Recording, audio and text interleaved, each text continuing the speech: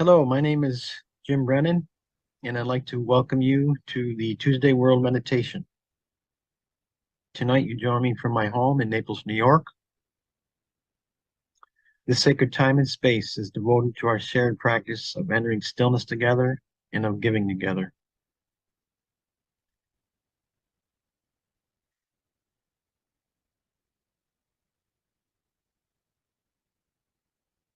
Let us first surround and protect ourselves with the love and the grace of God.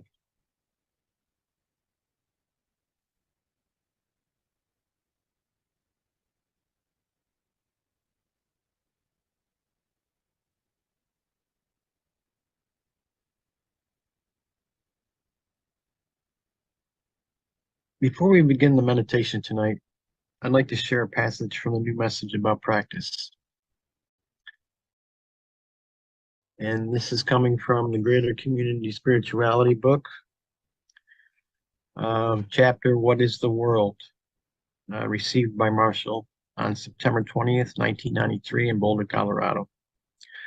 I chose this because I went on a retreat a couple weeks ago, and I was in the Adirondacks, way out in the middle of the woods, and read this chapter a few times, but it struck me, as it always does with every revelation or teaching that I read over and over.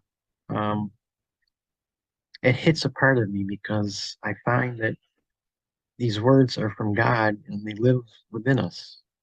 And I think the repetition and igniting knowledge helps, I think, me and all students resonate with what's being said and incorporate it into our daily lives. So I just thought I'd share that with you. Your understanding of the world and all things in the world will change as you advance in the way of knowledge. Certainly, your understanding of yourself, your needs, your purpose, and your direction will change as you progress. This will give you a different perspective and a growing perspective as you proceed. In a greater context, the world is a place where you have come to serve, to give, and to reunite with those whom you are destined to meet, to know, and to participate with. This definition, though universally true, is a truth that is not accessible to many human beings at this stage of development, for they are much too focused on survival and gratification to be able to see its importance. However, even as you grasp this idea and begin to experience it within your own range of relationships and understanding, it opens up a whole new phenomena or panorama, a greater vista where things can be seen and known, which could not be seen and known before. The world is primarily a place to give. You learn this through giving. It is a place to associate and to reassociate. You learn this by associating and reassociating. You have come from beyond the world bearing gifts for the world. This is most certainly true, but do not fall prey to thinking that this indicates a grandiose role for you. Indeed, your role will be very specific, and only in the rarest circumstances will it garner attention and acclaim. This must be a clear understanding, for here you see that the world is something very different from what you had thought before. Instead of a place to proclaim yourself and to establish yourself, it is a place to get something done, behind the scenes, in secret, without recognition and acclaim. This is the way that knowledge works in the world, and this is the way that you will learn to work in the world as you begin to experience a greater purpose and direction in life. There are no heavens and hells. There is only work to be done. And there's only success and failure in this regard. If you succeed, you advance and you progress. If you fail, you set yourself and your spiritual family back. Failure is not always a matter of neglect. Sometimes it is circumstantial. In this, there is no blame. However, realizing the importance of achieving success and finding your purpose in life as it truly exists and not as you would have it be is a great accomplishment. This guarantees a satisfaction and a sense of meaning that can never be found in any other way. You have a purpose in being here. This is religion. You have a message for certain people. This is faith. You are in the world to give because you have an ancient home beyond the world. You have a purpose that transcends your impulses for survival and your wishes for self-gratification. This purpose does not deny these other impulses and wishes, but it establishes a greater focus and a greater standard in your life. What is the world then?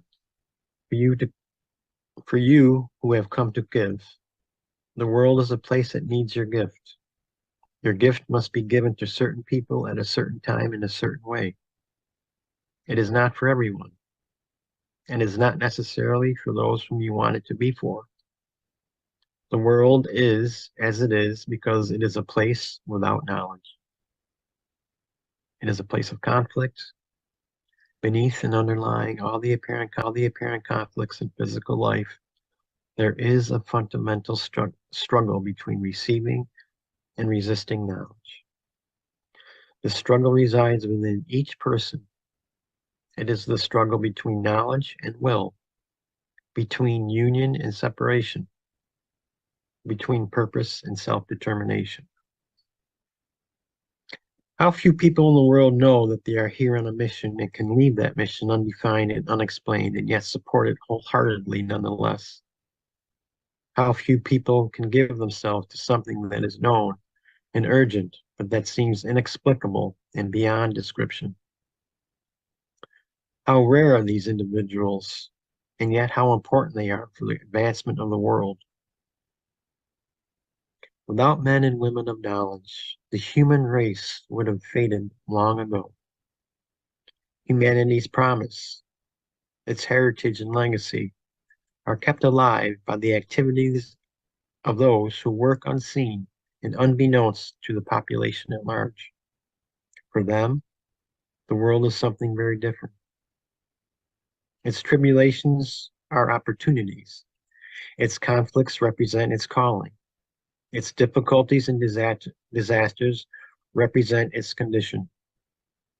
There is no complaint and no blame here.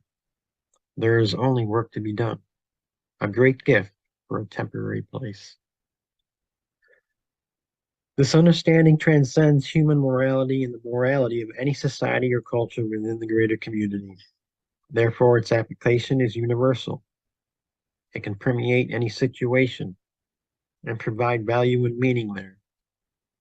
It is free of the restraints and limitations of the society into which it enters, as is the person who carries such a purpose in full awareness. The world is not a meaningless place. It is not a hopeless place. It is not an evil place. It is a troubled place. The person of knowledge must come here to work, for this advances those in the world and those beyond the world. Greater community spirituality is not a spirituality for only one race. It is a spirituality for many races. Ultimately, it is a spirituality for the entire universe. As such, it calls upon experience rather than ideas. Uniformity in thinking is not possible in this greater community because of the variance in temperament, values, environment, and biological development. Do not attempt to explain the mystery, or the mystery will be lost to you. Do not give definition to your purpose, or your purpose will become only your definition. Do not claim that you understand your origin or your destiny. For to think this is to deny yourself the direct experience which is your reward for gaining access to a greater wisdom and greater power within yourself. Allow the mystery to be inexplicable and bond to it in your deepest experience. Hold to it with the greatest devotion.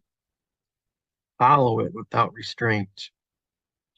Keep yourself in its embrace, and you will know what others cannot know.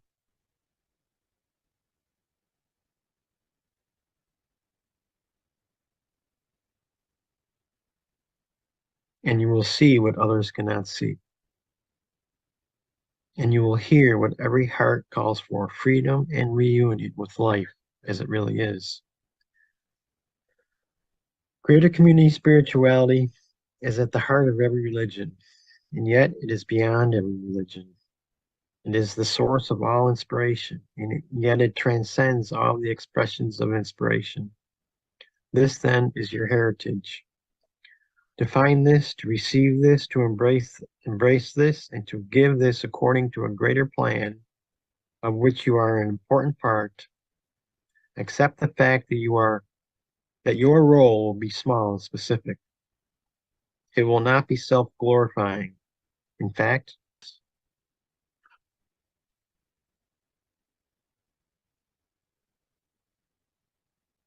truth can only be known. It cannot be understood. Purpose can only be known. It cannot be understood. The world can only be known. It cannot be understood. You may have great skill and efficiency in discerning the mechanisms of the physical world, but this does not assure that you will understand its purpose, its value, or its greater meaning in life. A great benefit for humanity in learning greater community spirituality and its human translation in the form of the greater community way of knowledge is that it gives you an opportunity to look at yourself from the outside. It gives you a clear vision and understanding of yourself, your situation, your predicaments, and your opportunities. When you attain this awareness, things will seem so obvious to you that before you could not understand. And yet you will be frustrated because you will see things that others cannot see. You will know things that others either cannot or will not know. This is the price of knowing the truth. It sets you apart. Yet, this separation is temporary. It is only to reposition yourself in life in order to allow a greater understanding and knowledge to emerge within you. This makes union with life and in life possible. What is the world then? The answer to that question must always be based on what you think you are and why you think you are here. You cannot give meaning to the world without addressing these fundamental questions of who you are and why you are here. People answer these questions unknowingly by defining their goals and by giving themselves to their priorities, without ever questioning the meaning of their goals and priorities and why they must be so. To find a greater identity and a greater purpose in life, you must go beyond human speculation and all the self-comforting ideas that you find reassuring or familiar. This centers you in the mystery. From this mystery, a greater understanding of the world will arise, and your experience of it will be quite different from what it was before. Your advantage here is that the world will no longer encumber you internally. Yes, it will provide the physical context for your life and define your life to a certain extent on the outside, but the real motivating force within you will be the free of the world. You will be free of the world, and with this, you will become free of the world. This is what it means to overcome the world. Here, the world is not conquered. It is not banished. It is not denied or rejected. This simply means that you have found your freedom in the world And your freedom in the world is the freedom to know, to give, and to associate, not according to your habits or the demands of your external life, but according to a deeper knowledge that is now burning within you and that is now alive within your awareness. This truth holds true in any world, in any environment. That is why it represents a greater community spirituality, and that is why its application is universal. Within the larger context of the greater community, you will have an understanding that is profound and eminently useful. Here, your ability to develop real discernment, true decision making, greater association, and wise insight will be profound because it will not be limited by your customary thinking, by your worldly conditioning, by your painful past, or even by the great assumptions that most people still hold too thoughtlessly. This puts you in a position to contribute to humanity in order to meet humanity's greater needs. Seen from this position, the world is a place to give. It is a context for giving. It is a temporary context in which to give something that is permanent.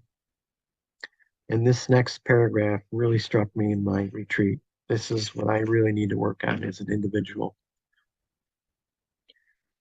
Here you can accept the pains and tribulations of the world as part of the condition in which you must give. This acceptance is an important starting point. For if you feel that the world has betrayed you and your greater hopes and ambitions, what can you give here? If you feel that the world is an evil place that has denied the greater ideals and greater aspirations of human beings, what can you give here? Giving begins with understanding and acceptance. Without understanding, giving has no direction. Without acceptance, your giving becomes an attack on life. You cannot help people if you attack them. You cannot help them if you are horrified by them, disappointed by them, frustrated by them, hostile towards them, angry with them, or impatient with them. The world presents to you with a great opportunity. It is a place to work, to enjoy your work, and to advance yourself and those who sent you. You who are reading these words have a great advantage and opportunity here.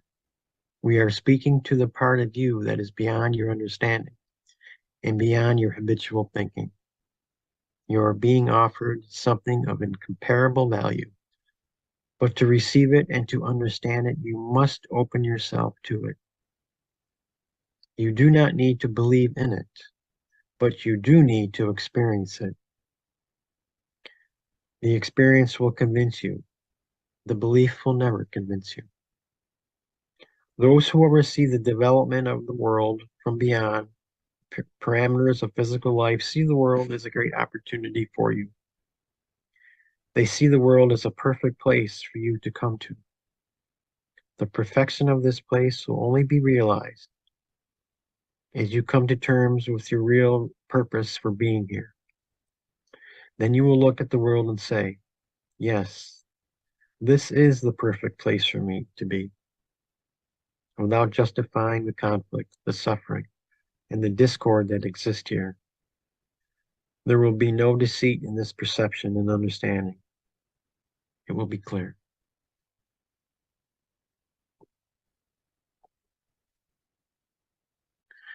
Please join me now in a 30-minute stillness practice. Take whatever time you need to read your own step and enter stillness when you're ready.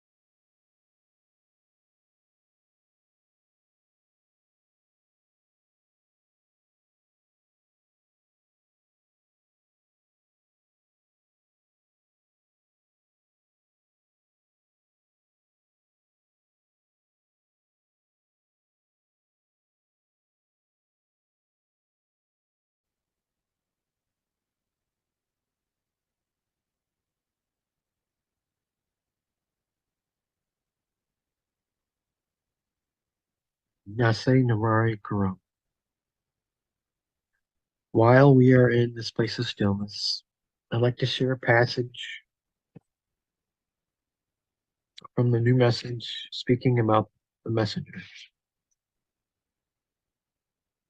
And this comes from the book, The Worldwide Community of the New Message from God, Chapter 12, Protecting the Message and the Messenger.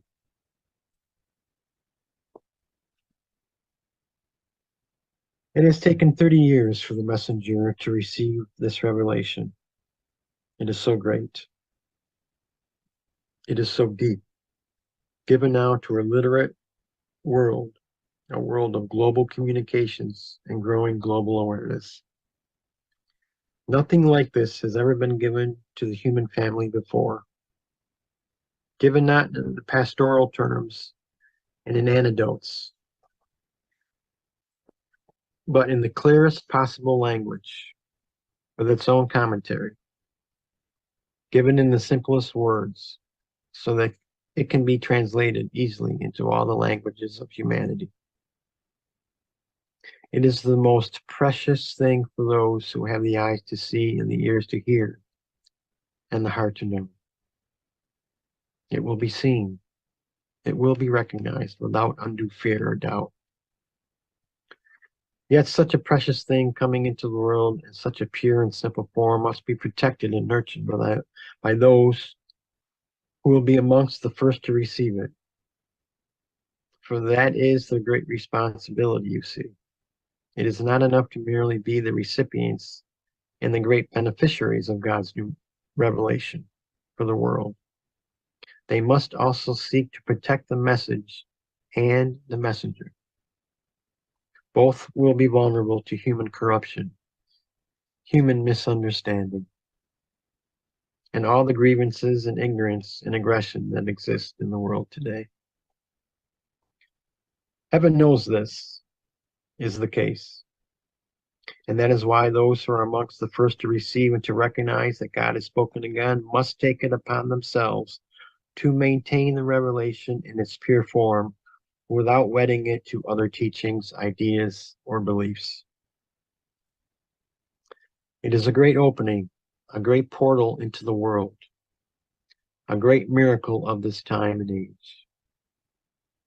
That you are living in a time of revelation is of such great significance, though you may not recognize this yet at all. It is of the greatest importance that you realize that the message is always greater than the messenger, that you cannot simply align yourself with the messenger and neglect your responsibilities as a student of the revelation in all that it will provide, in all that it will direct you to do, in all the clarification it will bring into your life and activities. For the messenger does not seek for you to make of him a symbol of worship or idolization, but to take up the calling to become a student of knowledge, to take the steps to knowledge, the deeper intelligence that God has placed within you, and to become a true student of God's new message. It is very important that you speak for the revelation, not to try to explain it to others, but to point to it so that those who show an interest or even a curiosity can go see for themselves. To be a way shower for others, for you cannot explain a revelation of this magnitude in a few words. Nor should you emphasize only one aspect of the revelation, for it is a teaching of 1,000 teachings.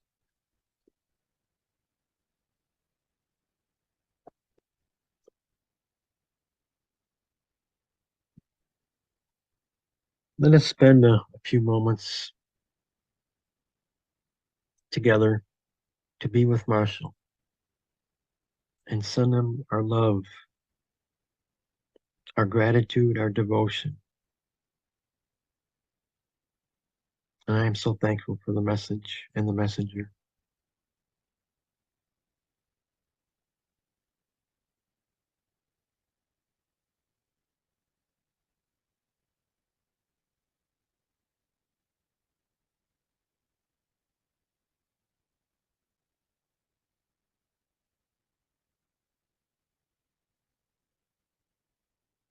Now see if there are others in the world or in your life who need to receive this strength as well. If so, spend a moment sending strength or another quality to those individuals.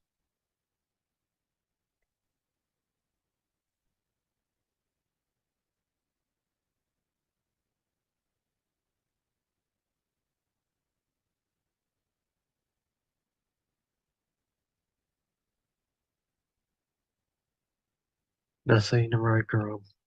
Thank you all for coming.